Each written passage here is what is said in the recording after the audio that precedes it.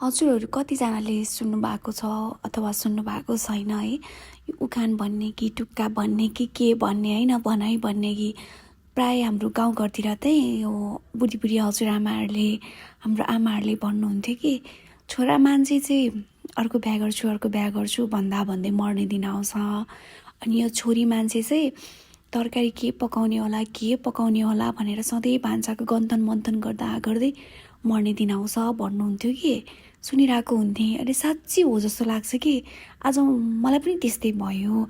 तरकारी के पकाउने भइरहेको थियो, यसो फ्रिज खोलेर हेर्छु तरकारी पनि देख्छु, तर पनि के पकाऊँ भइरहेको थियो। आज चाहिँ अनि यसो फ्रिज खोलेर हेरेको परवल अनि केराउ यस्तै यस्तै अक्रम बक्रम तरकारीहरू रहेछ, त्यसैलाई मिसाएर पकाउने निदो गरेँ मैले आज। यसलाई म जोगी तरकारी पनि भन्छु है, किनकि घरमा चाहिँ पहिला पहिला मम्मीहरूले चाहिँ मिसिएको तरकारी पकाउँदा चाहिँ जोगी तरकारी भन्ने गर्नुहुन्थ्यो कि